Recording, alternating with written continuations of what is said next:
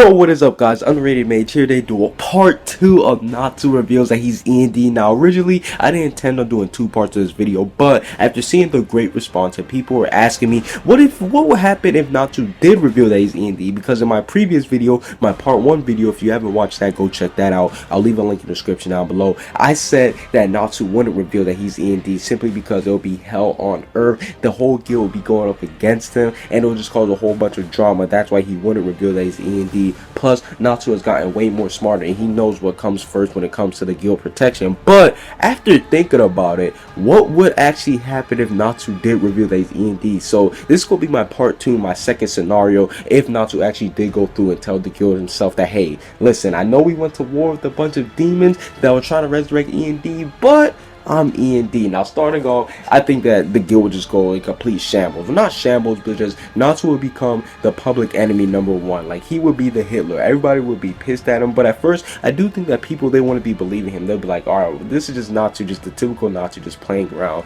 acting around. I mean, people will be mad at him because they'll think that he's joking in the middle of the war. But once he has people like happy co-signing for him, then people are going to realize, they'll be like, oh shit, like this nigga wasn't joking. He's actually E&D. And then I think that the whole guild's gonna go crazy. They'll be like, why didn't you tell us? Because granted, I do believe that the guild, they thought that Natsu knew that he was E&D all along. That's why they're going to be so mad at him, because they're going to think that Natsu, he kept something like this bottled up ever since he came into Fairy Tail Guild. But in reality, they don't know that Natsu just figured out like 2 seconds ago, like literally from his fight with Zerv. He's just going to have to burden all that hate, because people, they wouldn't want to listen to him at that point. The minute that he says I'm E&D, he's going to be, you just draw a whole bunch of hate towards him. And the thing that I like about this is that Gray and Lucy are, in my opinion, the 2 biggest characters that'll have an impact. While Lucy, I think that she's just gonna be in shambles. Like, she's just gonna be breaking down, crying. Like, the man that she loves is Ethereus Natsu Drag Neo, is a demon that they were fighting against together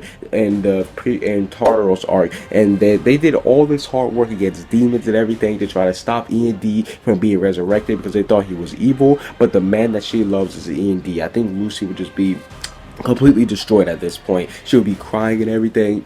I think that she'll really like have to, like, she's gonna be in her feelings, to be honest. She's gonna be have to rethink it. Does she really love Natsu? But in the end, we already know that she's gonna love her. So that's why I have with Lucy. She's just gonna be a complete wreck.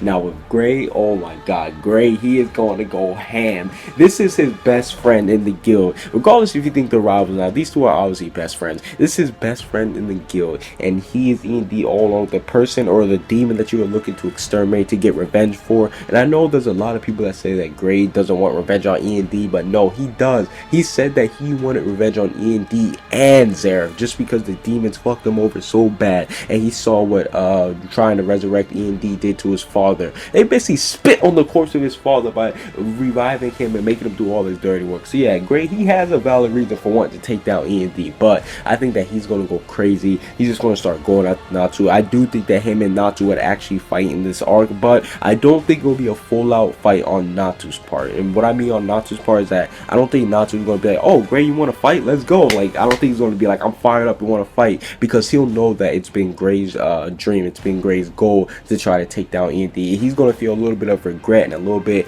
of, I guess you could say, he would feel a little bit like it's his fault, even though he just figured out that it is himself. And I think he's going to let Gray beat him up. I'm not going to say he's going to let Gray kill him, but I think he's just going to let Gray like beat him up. I think that Natsu, he'll be more on the defensive side. He'll just be like, okay, he'll just be taking the hits, and then like Gray, after Gray's done like whipping his ass, I think that Gray, he's gonna actually be like, you know what, I actually believe that you just figured this out. Like, I think that Gray's gonna have to get his anger and his emotion out first until he starts thinking rationally. But the biggest thing that could occur, and this is when it gets a little bit spooky, what if Natsu gets exiled from the guild? Similar to how Laxus was back in the Battle of Fairy Tail arc.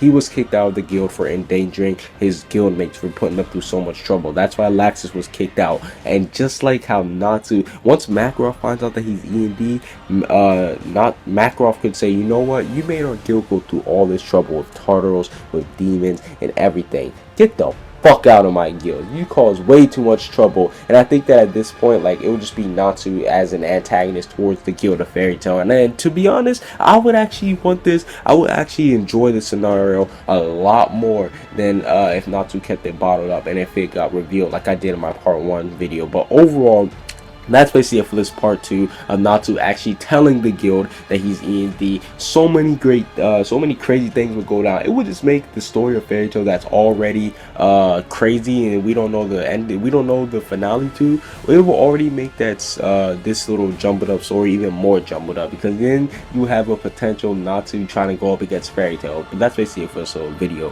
Comment what you guys think down below. Subscribe if you haven't. Peace out.